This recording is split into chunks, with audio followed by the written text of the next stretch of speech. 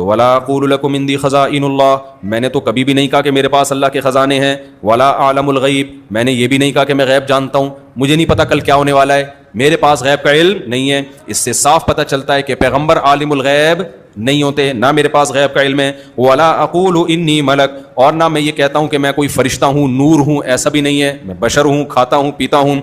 वला अक़ूलु लिल्लज़ीना तज़दरी अयुनुकुम लन युअतियहुमुल्लाहु खैरा, और जिन गरीबों को तुम ताने दे रहे हो, मुशरिकीन ये भी ताने दिया करते थे कि असल में इनको कोई इज्जत देने वाला नहीं है, तो ये बाप के दरबार में इनको इज्जत मिल रही है, तो इस चक्कर में आ रहे हैं, नीयतों पर भी शुबा करते थे। तो नूह अलैहिस्सलाम ने कहा कि अल्लाहु अअलमु बिमा फी अनफुसिहिम, इनके दिलों में क्या है ये कौन जानता है? अल्लाह, मैं दिल का मुकल्लफ नहीं हूं। जी, इससे ये भी रिजल्ट निकला कि अल्लाह ताला का तो ये अकीदा है कि जितने अहले ईमान हैं और नबी हैं, इनको ये नहीं पता कि मुनाफिक कौन है बीच में से, और इसलिए अल्लाह ताला हमारा है कि जब तक सूरत नाजिल नहीं होती ना, तो अहले ईमान को नहीं पता चलेगा। और ये मुनाफिक डरते हैं कि कहीं अल्लाह ताला हमारा राज अहले ईमान पर खोल ना दे। तो अल्लाह ने अपना अकीदा क्या बताया कि किसी को इल्म गैब नहीं है जब तक कि मैं बता ना दूं। तभी ये बात हो रही है ना कि मुनाफिक डरते हैं कि कोई ऐसी सूरत ना नाजिल हो जाए जिसमें मुनाफिकीन का बता दिया जाए।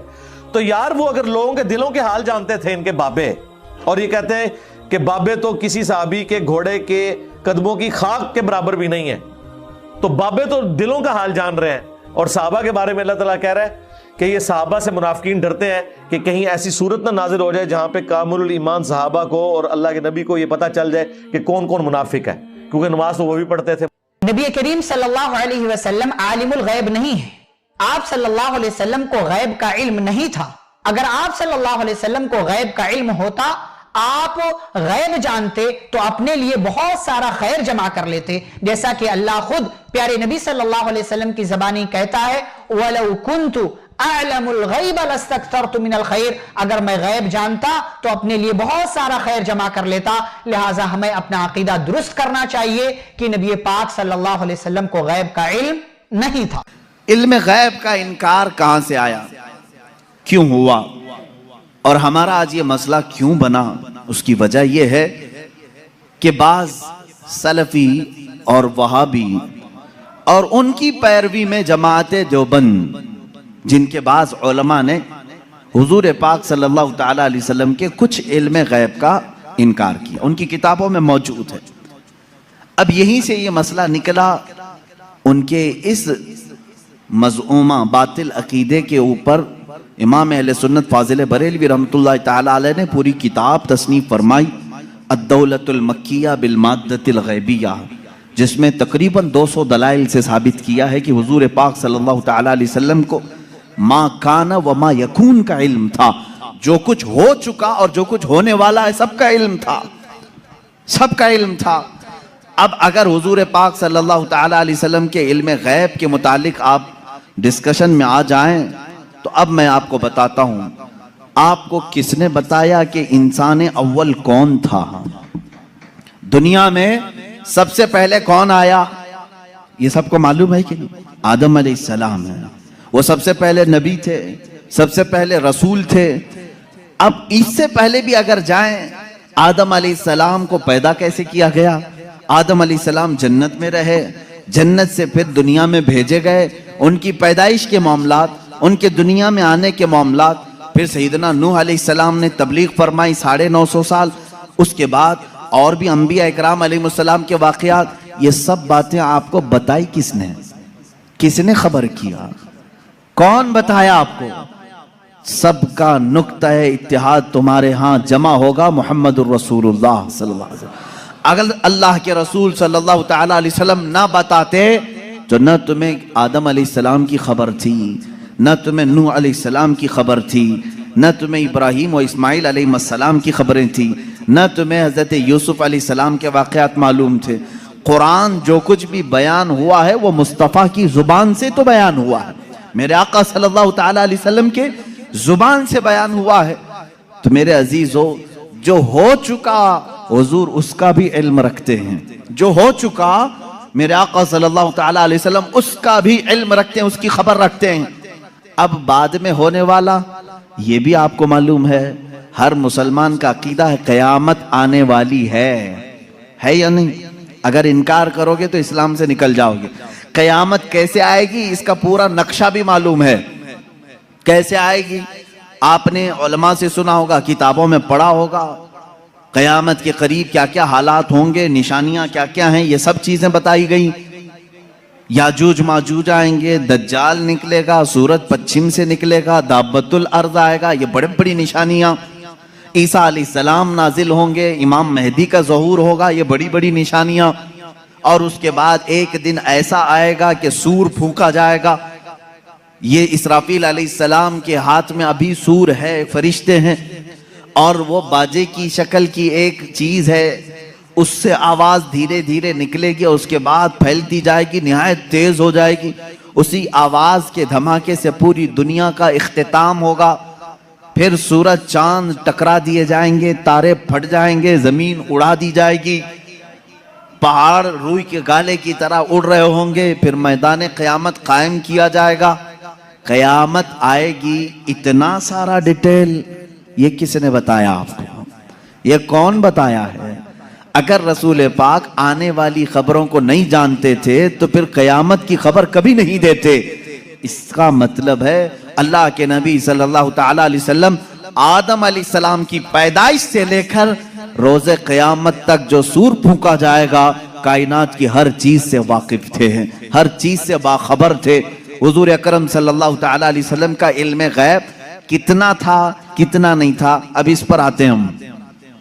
इसलिए कि बाज़ उलमा, उनसे हमारा भी डिस्कस हुआ, उन्होंने कहा कि आप खामखा वहाबी और देवबंदी जमाअत से इख्तिलाफ रखते हैं। हम कभी इनकार नहीं करते हुजूर सल्लल्लाहु तआला अलैहि वसल्लम के इल्म गैब का, लेकिन हम ये कहते हैं कि पूरा पूरा इल्म गैब उनके पास नहीं था। हमारा उन्होंने बाज़ाब्ता हमारे साथ ये डिस्कस किया, पूरा इल्म गैब नहीं था। हम हुजूर के थोड़े से इल्म गैब का इनकार नहीं करते, हाँ था रसूल को, लेकिन पूरा नहीं था हर चीज का। मैंने कहा इस पर क्या दलील है आपके पास? उन्होंने कहा बाज मकामात पर हुजूर ने कहा है मुझे मालूम नहीं। बहुत सारे ऐसे मकामात हैं, वाक़या हो गया, हुजूर को उसकी खबर नहीं रही। इसका मतलब है हुजूर को पूरे इल्म गैब का पूरा इल्म गैब नहीं था, थोड़ा सा तत्व था, हम इसका इकरार करते हैं। मेरे अजीजों, जवाब सिर्फ इतना ही है कि चलो मियाँ, हम और आप बैठते हैं, हम ये लिखते हैं कि हुजूर का क्या क्या इल्म गैब था, और आप ये लिखो कि हुजूर को किस किस चीज का नहीं था। मुबारक हो तुम्हें, तुम हुजूर के इल्म गैब की नफी पर लिखते जाओ, और हम हुजूर के इल्म गैब के इस बात पर लिखते जाएंगे कि अल्लाह के नबी सल्लल्लाहु तआला अलैहि वसल्लम को किन किन चीजों की खबर थी और तुम किन किन चीजों की नहीं थी, इस पे लिखो। और उसके बाद मातम करो अपनी जिंदगी पर कि अल्लाह ने तुम्हें किस तरह की ये ड्यूटी लगाई कि नबी कौनैन का नक्श निकालने पर पूरी जिंदगी लगा दी। हुजूर पाक के सल्लल्लाहु तआला अलैहि वसल्लम के मर्तबे को कम करने के लिए तुम्हें ड्यूटी लग गई, तुम इस चीज पर तैयार हो गए। अजीज़ान गिरामी वक़ार, पहले ये तो मुझे बताएं कि कौन है जो ये इंसाफ करेगा, इतना था इतना नहीं था, कितना था? क्या तुम नबी के जमाने में हो? हुजूर पाक सल्लल्लाहु तआला अलैहि वसल्लम से तुमने कुछ पूछा है इस बारे में? चलो, अगर 100 चीजों का इल्म था हुजूर सल्लल्लाहु तआला, या इल्म गैब अगर 100 को कहते हैं तो तुम बताओ हुजूर के पास 70 था कि 75 था कि 80 था कि 82 था? कोई हद है तुम्हारे पास? नहीं बता सकेंगे, मेरा चैलेंज है।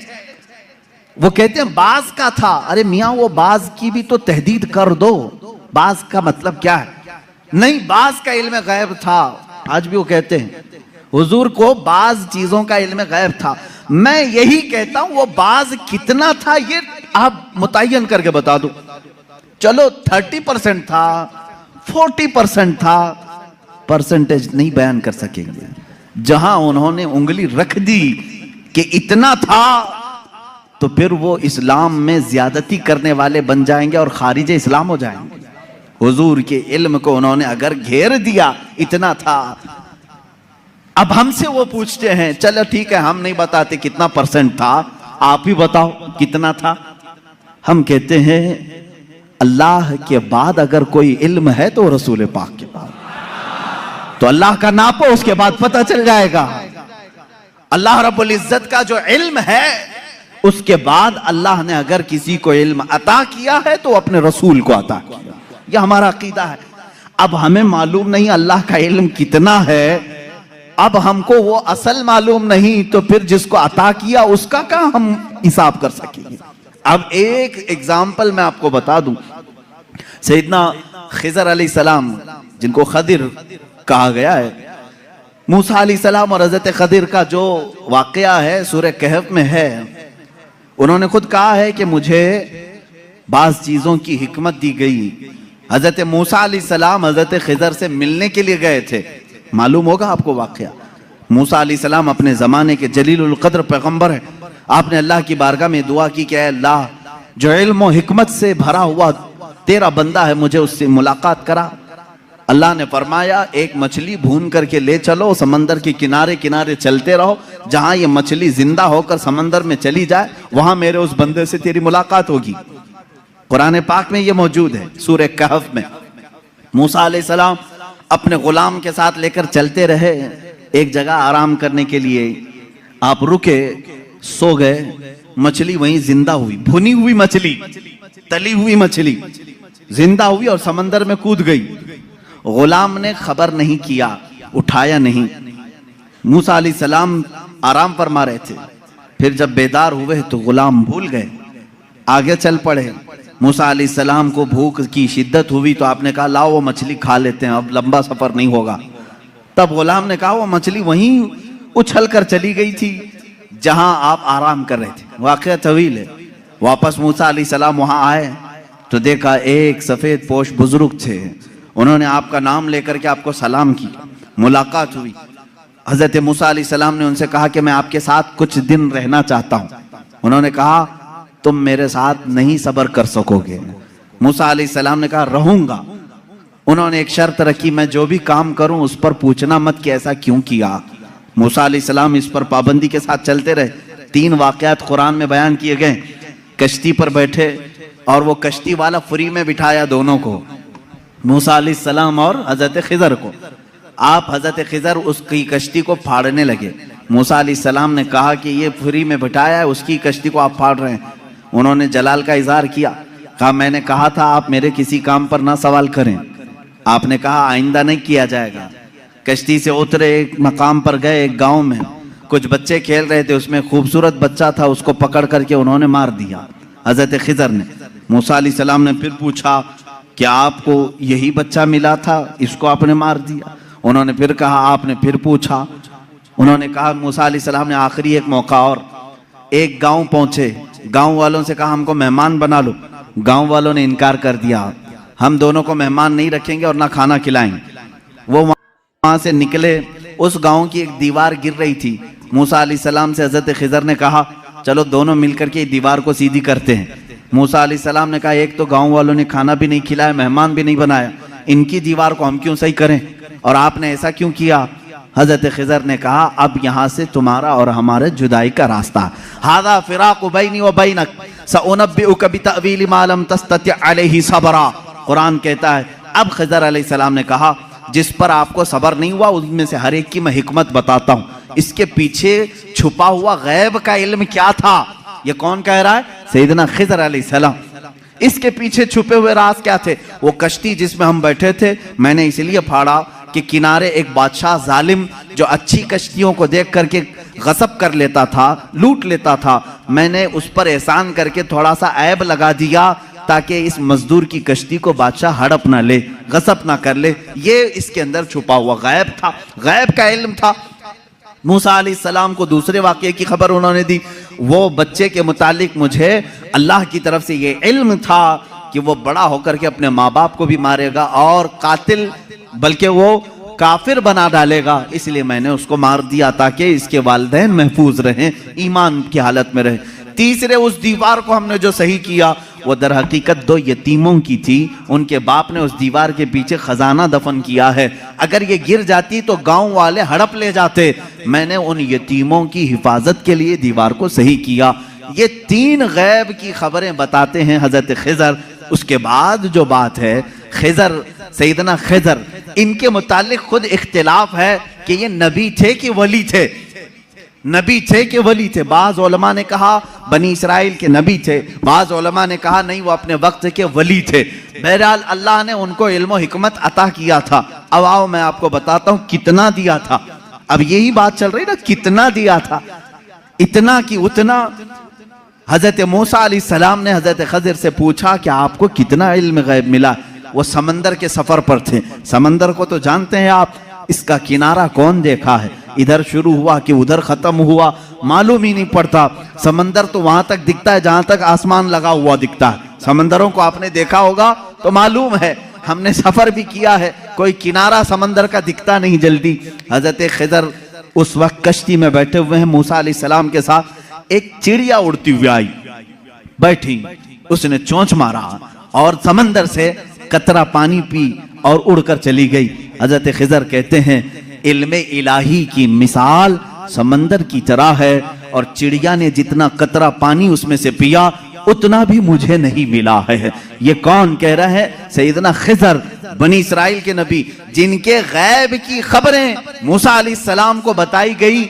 उतना इल्म था उनके पास जो चिड़िया समंदर के कतरे में, समंदर में से जितना पी ले। मेरे अजीजों, अब यहां से कितना और इतना का अंदाजा वही कर सकेगा जो इल्म इलाही को नापा होगा। अल्लाह का इल्म कितना है।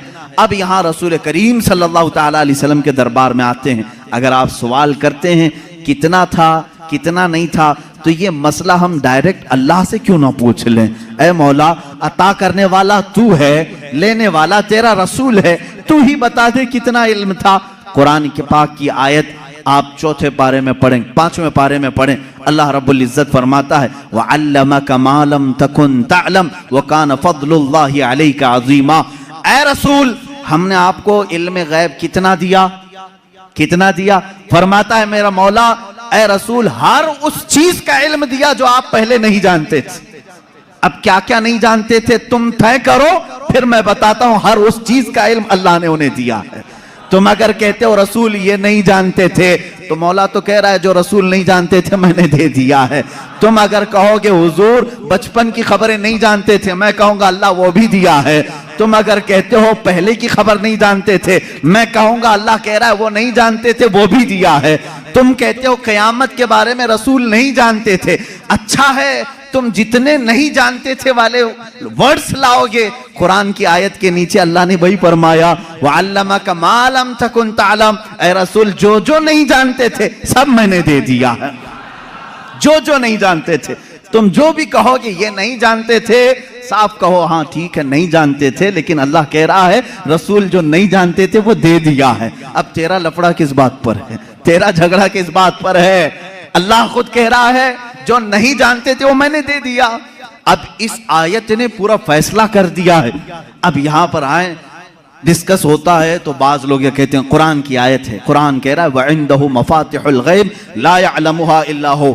अल्लाह के पास गैब के खजानों की चाबियां हैं, कोई दूसरा नहीं जानता। एक आयत है। दूसरी आयत जो ये पढ़ करके हमें सुनाते भी हैं सल्फी और कहते हैं तुम रसूल को इल्म गैब कहते हो, कुरान कह रहा है कुल ला अक़ूलु लकुम इंदी ख़ज़ाइनुल्लाहि वला अअलमुल गैब। ऐ रसूल आप फरमा दे मेरे पास अल्लाह के खजाने नहीं और मैं गैब नहीं जानता।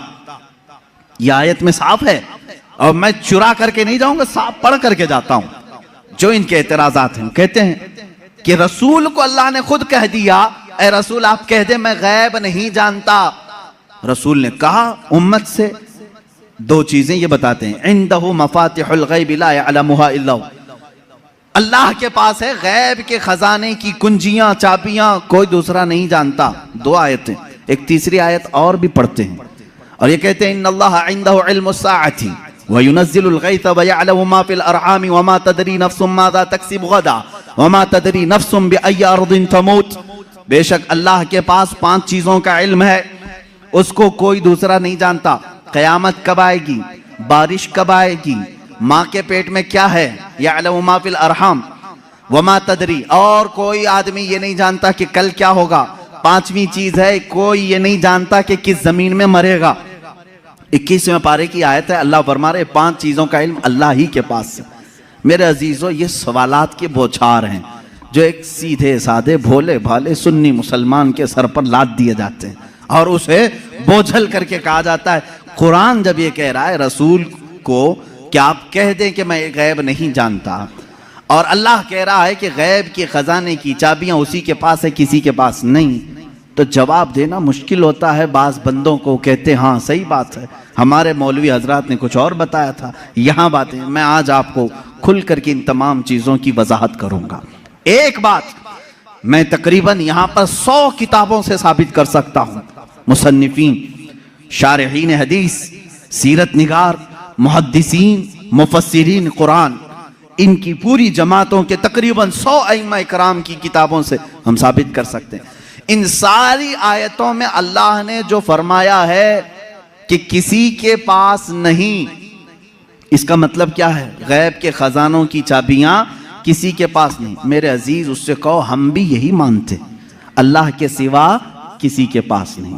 पहली आयत पर मैं बात कर रहा हूं। हमारा भी अकीदा यह है गैब के खजानों की चाबियां सिर्फ अल्लाह के पास है। लेकिन उसी आयत में ये कहीं दिखा दो कि उस खुदा ने यह भी कहा हो कि मैं किसी को देता भी नहीं।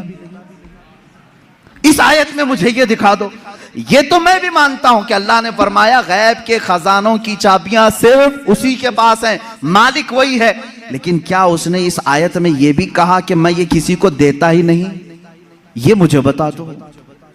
कहीं कहा अल्लाह ने मैं किसी को देता ही नहीं? लेकिन मैं तुम्हें बताता हूं, अल्लाह दूसरी जगह फरमा रहा है, वमा कान अल्लाहु लियुत्लिअकुम अलल गैब वलाकिन्नल्लाह यज्तबी मिन रुसुलिही मन यशा। अल्लाह रब्बुल इज्जत के पास इल्म गैब के खजाने हैं, कोई दूसरा इसका मालिक नहीं। हाँ, अल्लाह फरमाता है वलाकिन्नल्लाह, लेकिन अल्लाह अपने बंदों में से जिसे चाहता है गैब के खजाने देता है। एक तरफ तो रब ताला फरमा रहे हैं, अब समझ में आई बात। दूसरी आयत ये नहीं पढ़ते, ये चुरा के जाते हैं। मैंने ये जो एतराज करते हैं वो भी आयत पढ़ी, और जवाब में जो आयत पढ़नी चाहिए थी वो भी मैंने पढ़ी। अल्लाह ने फरमाया बिल्कुल सच है, हमारा अकीदा भी यही है, गैब के खजानों की चाबियों का मालिक सिर्फ अल्लाह है। लेकिन उसने कहीं कुरान में ये नहीं कहा कि मैं ये चाबियां किसी को नहीं देता, कहीं कहा अल्लाह ताला ने, बल्कि रसूल से पूछते हैं। मेरे आका सल्लल्लाहु ताला अलैहि वसल्लम खुद फरमाते हैं, हदीस पाक है, सही हदीस है, उअतीतु मफातीह खज़ाइनिल अर्द। मेराज की रात आपको अल्लाह ने क्या क्या दिया? हुजूर फरमाते हैं, मुझे जमीन के सारे खजानों की चाबियां अल्लाह ने दी। रब है मोती ये है कासिम, रिस्क उसका है खिलाते ये हैं। टेंशन तीसरे को क्यों है? तकलीफ तीसरे को क्यों है? अल्लाह फरमा रहा है देना चाहे वो अपने बंदों में से जिसको चाहे दे दे। एक आयत ये है। अब दूसरी बात, आप ऐ रसूल फरमा दें कि मैं गैब नहीं जानता। एक आयत ये भी पढ़ करके बता। देखो 7वें पारे में है, अल्लाह ने फरमाया ऐ रसूल आप कह दें मैं गैब नहीं जानता। इसका मतलब क्या है? जब रसूल खुद फरमा रहे हैं मैं गैब नहीं जानता।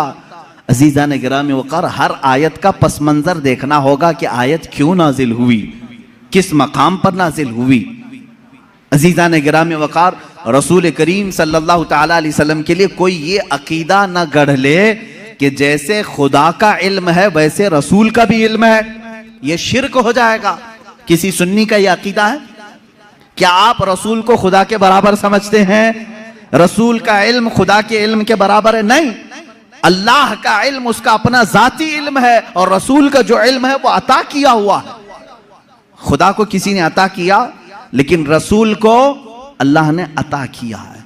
अब यहां पर अल्लाह ने जो रसूल से फरमाया ऐ रसूल आप कहते मैं गैब नहीं जानता, इसका मतलब वैसा गैब जो अल्लाह का है वो मैं नहीं जानता। हाँ, वो सब जानता हूं जो अल्लाह ने मुझे दिया है। बात समझ में आ गई? ये दूसरी आयत हो गई। तीसरी आयत, जो 5 चीजों का इल्म अल्लाह के पास है, वो कौन कौन सी 5 चीजें मैंने बता दिया। कयामत कब आएगी, माँ के पेट में क्या है, बारिश कब आएगी, कौन कहाँ मरेगा, और कल क्या होने वाला है। ये 5 चीजें 21वें पारे में अल्लाह ने फरमाया। ये बहुत सारे लोग एतराज के तौर पर इसी आयत को पेश करते हैं, कहते हैं देखो रसूल को अल्लाह ने इन चीजों से भी दूर रखा था, ये 5 चीजों की खबरें नहीं। जबकि आप हदीसें पढ़ें तो ये 5 चीजों की खबरें हुजूर ने दी हैं। कुरान कह रहा है इसका इल्म किसी के पास नहीं, और रसूल यहां खबरें दे रहे हैं। एक टुकड़ा उसमें से मैं बता दूं, एक टुकड़ा अल्लाह के नबी सल्लल्लाहु ताला अलैहि वसल्लम की हदीस की तरफ मैं ले जाऊंगा। कुरान की आयत का एक टुकड़ा, कौन कहां मरेगा ये नहीं जानता कोई। वमा तदरी नफ्सुम बिअय्यि अर्दिन तमूत, लेकिन जंगे बद्र का मौका है, दूसरे दिन जंग होने वाली है। रात के वक्त मेरे आका सल्लल्लाहु अलैहि वसल्लम अपने हाथ में छड़ी लेकर के चल रहे हैं। मुस्लिम शरीफ की हदीस है, सही मुस्लिम शरीफ की हदीस। हुजूर सल्लल्लाहु ताला अलैहि वसल्लम अपने हाथ में लकड़ी लेकर मैदान में आए। अपने सहाबा को हौसला दिलाना था कि तुम घबराओ मत, कल क्या होने वाला है मैं बताता हूं। कुरान कह रहा है कल क्या होने वाला है वो किसी को नहीं मालूम, और रसूल कह क्या टकराव है क्या रसूल में और कुरान में? मैं इसको बताऊंगा मेरे अजीजों जवाब के जरिए से। कोई टकराव नहीं, टकराव तो इनके पेट में। यहां हुजूर पाक सल्लल्लाहु ताला अलैहि वसल्लम ने अपनी लकड़ी उठाई और सहाबा से कहा इधर हटो, एक गोल लकीर खींची और फरमाया देखना कल जंग खत्म होने के बाद अबू जहल यहां मरेगा, अबू जहल गिर करके यहीं मरा होगा। दूसरा दायरा खींचा और एक काफिर का नाम लिया, कहा यहां उतबा मरेगा, यहां शैबा मरेगा। कुरान कह रहा है कौन कहां मरेगा ये किसी को नहीं मालूम, और रसूल लकीर खींच करके बता रहे हैं अबू जहल यहां मरेगा। अब जिस सहाबी ने ये हदीस रिवायत की है, आप हदीस के आगे के अल्फाज पढ़ें, इनकार की गुंजाइश उनके पास भी नहीं, इसलिए कि मुस्लिम शरीफ की हदीस है, मुस्लिम शरीफ की हदीस है जो बुखारी का दर्जा भी रखती है बाज मकामात पर। मेरे अजीजों साहबी कहते हैं जंग हुई, खत्म हुई, दूसरे दिन हम फतह का जश्न मना रहे थे, लेकिन मैदान में जब काफिरों की लाशें घसीटने के लिए आए तो हमने देखा रसूल पाक सल्लल्लाहु अलैहि वसल्लम ने जो दायरा खींचा था जिसके नाम का, वो एक बाल बराबर भी बाहर नहीं गिरा था, वही गिर। अबू जहल के लिए जो पिंजरा बनाया गया था उसी में मरा है।